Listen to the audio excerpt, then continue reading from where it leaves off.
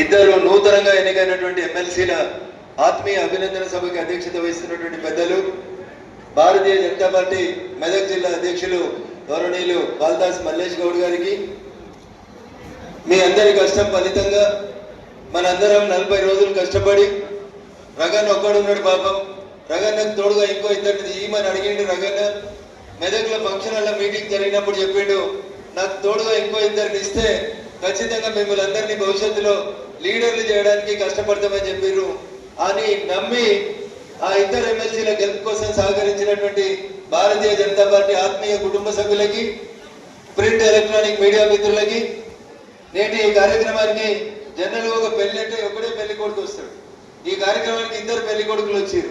Graduates ఎమ్మెల్సీగా గెలిచినటువంటి మిత్రులు అంజిరెడ్డి గారు, టీచర్స్ ఎమ్మెల్సీగా గెలిచినటువంటి పెద్దలు మల్క కొమరయ్య గారు, వేదిక మీద ఉన్నటువంటి మాజీ జిల్లా అధ్యక్షుడు గడ్డం శ్రీనివాస్ గారు, వేదిక మీద ఉన్నటువంటి భారతీయ జనతా పార్టీ సీనియర్ నాయకులు, ఆత్మీయ కుటుంబ సభ్యులు, జిల్లా కార్యవర్గం, మండల అధ్యక్షులు, వేదిక ముందు ఉన్నటువంటి భవిష్యత్తులో భారతీయ జనతా పార్టీ యాడ పేరు పేరున శిరస్సు వచ్చి నమస్సమాజాలు తెలియజేస్తా ఉన్నాను.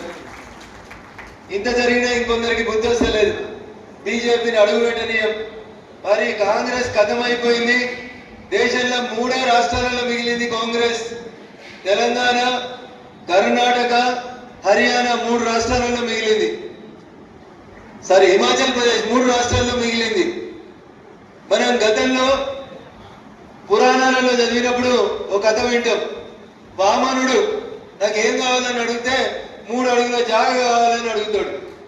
వామనుడు కోరుకున్నట్టు 3 అడుగులు నరేంద్ర మోడీ గారు గట్టి చేస్తే తెలంగాణ, కర్ణాటక, హిమాచల్ ప్రదేశ్ 3 కూడా కాంగ్రెస్ కథమవుతుందని ఇంతంతనే ఉంటాడు. ఒక ఆయన పేరు తీసుకోవడం వద్దు కానీ వాళ్ళ నాయకునికి ఆయనకు మధ్యలో ఏదో గ్యాప్ వచ్చిందని, ఈయన ముఖ్యమంత్రి మీద ఇంకో సూపర్వైజర్ ను పంపించిరని ఆడికి పోయి వాళ్ళ పార్టీ మీటింగ్ లో లేని మాటలు మాట్లాడాడు.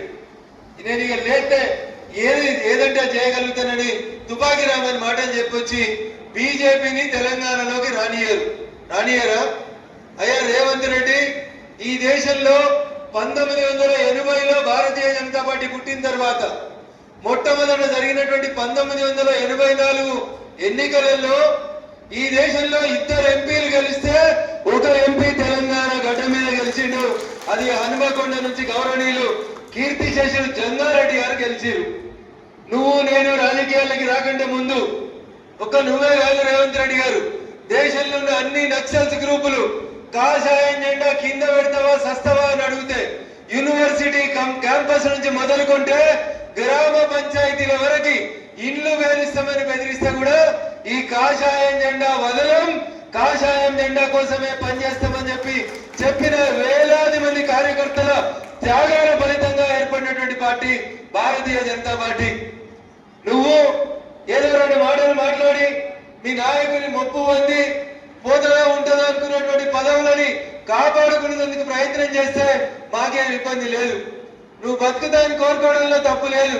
కానీ నీ బతుకు తెరువు కోసం పక్కనున్న తక్కువ చేయాలని మాట్లాడితే అది ఎవరైనా భారతీయ జనతా పార్టీ నాయకులు, కార్యకర్తలు బరాబరి ఈటికా జవాబ్ దేంతని చెప్తారు. ఆడికి వినబడాలి, చాలా గట్టిగా చెప్పు. ఈటికా జవాబ్ ఇటు లేదనా? భోజనం మంచి భోజనం ఉంది, గట్టిగా చెప్పు. ఈటికా జవాబ్ అనడానికి అన్నం లేదు, గుర్తుపెట్టుకో.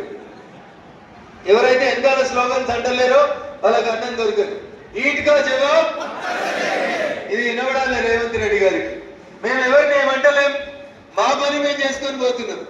ఎకసక్కాలు చేసి ఎకిలిగా మాట్లాడి తెలంగాణలకు బీజేపీ రానియం. ఏంది నువ్వు రానికపోతే రాకుండా ఉండడానికి బీజేపీ ఏమైనా కాంగ్రెస్ పార్టీ అనుకుంటున్నావా ఏంది? మేము ఏమనుకుంటే అది చేస్తాం, మేము ఏం చేయాలనుకుంటే అది చేస్తాం. ఎవరికైనా డౌట్ ఉందా? ఎవరికన్నా? వెనుకడికి ఏమైనా డౌట్ ఉండలేమో, కానీ మా నాయకుడు నరేంద్ర మోడీ గారు ఆయన ఒక మాట చెప్తే ప్రపంచం మొత్తం వినేటువంటి స్థితికి ఎదిగినటువంటి పార్టీ భారతీయ జనతా పార్టీ. ప్రపంచంలో ఎవరైతే ఆయనకు వీసా ఇయ్యను అన్నాడో వాడు కూడా వచ్చి వీసా కాదు నువ్వు మా దేశానికి వచ్చి నా ఎలక్షన్లలో ప్రచారం చేయని అడిగే స్థాయిలో కలిగినటువంటి గొప్ప నాయకుడు నరేంద్ర మోడీ గారు. అంత గొప్ప నాయకుడు పనిచేస్తున్నటువంటి పార్టీలో మనం అందరం సభ్యులం. అందుకని మనతోటి ఎవరైనా కొట్లాడాలన్నా ఎవరితోటైనా మాట్లాడాలన్నా మన మీద ఎవరైనా మాట్లాడాలని కానీ ఒళ్ళు దగ్గర పెట్టుకొని మాట్లాడాలని చెప్పి ఈ సందర్భంగా చాలా స్పష్టంగా చెప్పదలుచుకున్నాం. నరేంద్ర మోడీ గారు ఆర్టికల్ 370 రద్దు చేస్తారని పేపర్లలో వార్తలు వస్తున్నప్పుడు ఆ జమ్మూ కాశ్మీర్ లో ఆయన ఉంటాడు ముసలైన ఫారూక్ అబ్దుల్లా అని అప్పుడు ఒకప్పుడు ముఖ్యమంత్రి చేసి ఆయన చెప్పాడు, क्या तमाशा कर रहे, एक मोदी नहीं 100 मोदी आए तो भी आर्टिकल 370 को रद्द नहीं कर सकते అన్నాడు.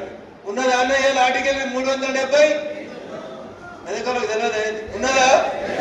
రద్దయిందా? ఆర్టికల్ 370 రద్దయిందా? ఎంతమంది ఉన్నారు మోడీలు? ఎంతమంది ఉన్నారు? ఒక్కడే మోడీ ఉన్నాడు. చెప్పిండు చేస్తా అన్నాడు, చేసిండు. పొద్దుగాల 9కి మొదలు పెడితే రాత్రి 2 గంటల కల్లా పార్లమెంట్ లో బిల్లు పాస్ అయిందా కాలేదా? మైక్ ఇచ్చి మాట్లాడమంటే ఎవరికన్నా మాట్లాడడం వచ్చిందా? ఏం రాలేదు. అందుకనే అందరికి అన్ని పార్టీలకు అవకాశం ఇచ్చి వాళ్ళ వాదన విన్న తర్వాత ఆర్టికల్ 370 రద్దు చేసిన. రద్దయిందా? జమ్మూ కాశ్మీర్ ఎలక్షన్లు అయినాయా? ఎవరు గెలిచిననేది పక్కన పెట్టుది. ప్రజాస్వామ్యాన్ని పరిరక్షించేందుకు మోడీ గారు కంకణం కట్టుకున్నా అన్నారు. జమ్మూ కాశ్మీర్ లో ఆర్టికల్ 370 రద్దు చేసింది. చాలా మంది మిత్రులు కాంగ్రెస్ వాళ్ళు మా పేపర్లు ఉండే మా మిత్రులు కూడా చాలా మంది రాదు. బీజేపీ వాళ్ళకి ఎలక్షన్లు వస్తే రాముడు గుర్తుకొస్తాడు. బీజేపీ వాళ్ళు బతుకున్న రోజులు రాముని గుడి కట్టారు, ఏదో కాంగ్రెస్ వాడు కట్టినట్టు. మా పేపర్ వాళ్ళు కొంచెం ఆవేశపడి ప్రతి ఎలక్షన్లప్పుడు రాదు రాముల వారి గుడిని వీళ్ళు ఎలక్షన్లకు వాడుకుంటారు అని. అయిందా? గుడి కాలేదా? అప్పుడు ఏదైనా రాముల వారి గుడి కాలేదా? ఇప్పుడు ఏమంటారో ఒకసారి అడగాల. రాసిన వాళ్ళని మాట్లాడిన వాళ్ళని గుడి అడగాలి. అందుకనే ప్రపంచంలో అందరికంటే గొప్ప నాయకుడిగా మోడీ వస్తే చాలు మా దేశానికి అని చెప్పి అందరూ లేచి నిలబడి, ఈ మధ్యలో అయితే కొందరు దేశాల అధ్యక్షులు మోడీ గారు కనబడితే సాష్టాంగ దండాలు పెట్టేటువంటి పరిస్థితికి వచ్చింది. ఇది ఎవరి గర్వకారణం? ఇది ఎవరి గర్వకారణం? ప్రతి భారతీయ జనతా పార్టీ కార్యకర్తకి ఇది గౌరవం. అది కాషాయం జెండాకి దక్కుతున్నటువంటి గౌరవం. అందుకనే మోడీ గారు ఉంటే అసాధ్యమైనటువంటి పదం లేదని చెప్పి ప్రపంచమంతా గుర్తించి గౌరవిస్తున్నటువంటి నాయకుడు నరేంద్ర మోడీ గారు. అంత గొప్ప నాయకత్వంలో ఇందాక మా రాజేంద్ర ఏదో కథ చెప్పబోయేదో అబాసుపాలయ్యాడు నల్లమల అడవుల గురించి. మేకలు కూడా పులుల్లాగా దాడి చేస్తాయి. మెదక్ ఎంపీ ఎట్లా గెలుస్తారు అన్నారు. మీకు సర్పంచ్ లేడు, ఎంపీటీసీ లేడు, కౌన్సిలర్ లేడు అన్నారు. గెలిచినమా గెలవలేదా? గెలిచినమా గెలవలేదా? మెదక్ ఎంపీ లాగా 4 ఎంపీలను గట్టిగా అనుకొని 2 ఎమ్మెల్సీలు మనం గెలవాలన్నాం. గెలిచినమా లేదా? అప్పుడు కనబడతలేదా 2 ఎమ్మెల్సీ స్టేజ్ మీద? జర మెత్తగా మాట్లాడుతున్నారు అనుకున్నారు. 4 రోజులైతే వాళ్ళు కూడా గట్టిగానే మాట్లాడుతారు. ఏం భయపడ్డ కూరి. ఇప్పుడిప్పుడే కదా జర మెల్లగా మాట్లాడదామని మెల్లగా మొదలు పెట్టారు. వాళ్ళు కూడా గట్టిగానే మాట్లాడతారు. మీరేం భయపడాల్సిన అవసరం లేదు. సమస్య ఎక్కడ ఉంటే కార్యకర్తకి ఏడ కష్టం వస్తే అక్కడ బరాబరి భారతీయ జనతా పార్టీ నాయకులు అందరూ కూడా మీకోసం మీ కష్టాన్ని తీర్చేందుకు నిలబడతారని చెప్పి ఈ సందర్భంగా నేను చాలా స్పష్టంగా చెప్పదలుచుకున్నాను. ఇంతకాలం నా ఎలక్షన్ల కాడి నుంచి మొదలుకుంటే మొన్నటి ఎమ్మెల్సీ ఎలక్షన్ల దాకా మేము ఏం చెప్తే 25 ప్రభారి అంటే 25 ప్రభారి అన్నారు, కలువమంటే కలిసిరు, దండం పెట్టమంటే దండం పెట్టిరు, భోజనాలు పెట్టమంటే భోజనాలు పెట్టిరు, గెట్ టుగెదర్లు ఏర్పాటు చేయమంటే గెట్ టుగెదర్లు చేసిరు. ఒక్క కార్యకర్త కూడా గెలుస్తామంటే వారు రగన్ అని అడగలేరు. ఎందుకంటే నన్ను గెలిపించారు కాబట్టి రగన్ ఉంటే నరేంద్ర మోడీ గారి లెక్కనే మా కష్టం తీరుతుందని నమ్మి నడిచిరు కాబట్టి ఇవాళ మొట్టమొదటిసారి ఇందాక ఎల్లం సార్ చెప్పిండు 2007లో శాసన మండలి పునరుద్ధరించిన నాటి నుంచి ఇవాళ దాకా పిఆర్టీఓలు చెప్తే వేరే వాళ్ళు ఇంకా టీచర్స్ ఎమ్మెల్సీ గెలవలేదు. గెలిచిరా? గెలవలేదు. ఈసారి కూడా అనుకున్నారు మా పిఆర్టీఓ దగ్గర మస్తు పైసలు ఉన్నాయి, మస్తు ఉన్నాడు, గెలుస్తారు అన్నారు. కానీ బీజేపీ కార్యకర్తలు తాపస్ నాయకులు కష్టపడి ఒక జవాబు చెప్పాలనుకున్నారు. అందరికీ గుణపాఠం చెప్పినాం. మిగతా జాగాలలో 3 పిఆర్టీయు గెలిస్తే ఈ గడ్డ మీద మల్కా కొమరయ్య గారిని తాపస్ బలపరిచి గెలిపించింది అనేది మనం అందరూ ఒకసారి కూడా గుర్తుంచుకోవాలి. అందుకని అసాధ్యాన్ని సుసాధ్యం చేయాలంటే అది కేవలం ఒక భారతీయ జనతా పార్టీ నాయకులకి కార్యకర్తలకు మాత్రమే సాధ్యమవుతుంది. రేపు మెదక్లో జిల్లా పరిషత్ చైర్మన్, మున్సిపల్ చైర్మన్ ఏ ఊరికైనా ఎవరు సర్పంచ్ కావాలంటే స్టేజ్ ముంగట కూర్చున్నటువంటి మీరందరూ కూడా సర్పంచులు కావాలి. ఎప్పుడు ఎన్నికలు జరిగినా ఈ డయాస్ సరిపోయినంత మంది ప్రజాప్రతినిధులుగా గెలవాలని ఆ దిశగా ఇతర ఎమ్మెల్సీలతో పాటు నేను కూడా మీతో పాటు పనిచేస్తానని చెప్పి సందర్భంగా సవినయంగా అప్పీల్ చేస్తా ఉన్నా. ఇద్దరు ఎమ్మెల్సీల గెలుపులో టీచర్స్ ఎమ్మెల్సీగా మల్కా కొమరయ్య గారిని, గ్రాడ్యుయేట్ ఎమ్మెల్సీగా అంజిరెడ్డి గారి గెలుపులో ఆహారం శ్రమించి ఆహార నిశలు రాత్రి పగలనకుండా పార్టీ ఇచ్చినటువంటి ప్రతి ఇన్స్ట్రక్షన్ ని తూచా తప్పకుండా పాటించి ఈ గెలుపులో సైన్యమైనటువంటి మీకు అందరికి కూడా మరొకసారి నేను శిరస్సు వచ్చి నమస్సుమాంజలు తెలియజేస్తా ఉంటాను. ఇది మన పంచాయతీ. ఇక రాష్ట్రంలో వేరే పంచాయతీలు చాలా నడుస్తున్నాయి. చాలా మంది చాలా మాట్లాడుతూ ఉన్నారు. ఈ పార్టీ ఆ పార్టీ, ఈ లెక్క ఆ లెక్క. అధికారంలో ఉన్న 10 ఏళ్ళు జాగల మినోళ్ళు నిజాం షుగర్ ఫ్యాక్టరీని రేపే తెరుస్తాం, మేము అధికారంలోకి వస్తే 100 రోజులకు తెరుస్తాం. ఎన్ని మాటలు చెప్పారు. మంత్రుల కమిటీ అయింది, ఎమ్మెల్యేల కమిటీ అయింది. అప్పుడు 10 ఏళ్ళు ఈ రాష్ట్రాన్ని పాలించినోడు ఈ జిల్లా కూడా ముఖ్యమంత్రి ఉన్నాడు. కానీ నిజాం షుగర్ తెలిసిరా అన్న? మెదక్లో నిజాం షుగర్ నడుస్తుందా? నడతలేదా? 10 ఏళ్ళు అధికారంలో ఉన్నారు. ఒక ఆయన అయితే నేను 6 అడుగులున్నా నాకు ఎదురే లేదు, నేను ఏదైనా చేస్తా అన్నాడు. చేసిండా? మూతపడ్డ నిజాం ఫ్యాక్టరీ కాడికి ఒక్కసారన్నా పోయిండా? ఏం చేసిరు? ఆ మొగోళ్ళందరినీ తీసుకొచ్చి బతుకమ్మ ఆడిచ్చిరు 10 ఏళ్ళు. వీళ్ళు కూడా ఆడారు బతుకమ్మలు. కానీ మూతపడ్డ నిజాం షుగర్ ఫ్యాక్టరీని ఒక్క రోజు కూడా నడుస్తుంది, ఒక్క అడుగు కూడా వేయలేదు టిఆర్ఎస్ పార్టీ, టిఆర్ఎస్ ప్రభుత్వం. కాబట్టి వేరే కంపెనీలకు అమ్ముకున్నారు, ప్రైవేట్ వాళ్ళకు అమ్ముకున్నారు, కార్మికుల్ని రోడ్డు మీదకి నెట్టేసిరు. వీళ్ళు వచ్చి అలా ముచ్చట చెప్తున్నారు. మల్లన్న సాగర్, రంగనాయకి సాగర్ లేదా కొండపోచమ్మ సాగర్ కడితే 100 ఎకరాలు, కొన్ని చోట్ల వేరే ఎకరాల భూములు సేకరించారు. కోకాపేటలో 100 కోట్లకు ఎకరం కొన్నారు. 100 కోట్లకు ఎకరం అమ్మిరు. అమ్మింది వాళ్ళే, కొన్నది కూడా వాళ్ళే. వాళ్ళు కాకపోతే అలా బీనామీలు కొన్నారు. వాళ్ళు అమ్మినప్పుడు భూముల గురించి పంచాయతీ లేదు. నిన్న ఏళ్ళ 3 రోజుల నుంచి ఒక ఆయన ముచ్చట చెప్తున్నాడు. అటు తుపాకి రావాడు వెనకడికి చెప్పినట్టు నేను లేతే ఆగా అంటాడు. లేవమన్నా మొన్న నన్ను మీడియా మిత్రులు అడిగారు, ఎవరో బీజేపీ ఎంపీ ఉన్నాడంటే సార్ ఎవరో మరి మీకు ఏమైనా తెలుసా అని అడిగాడు.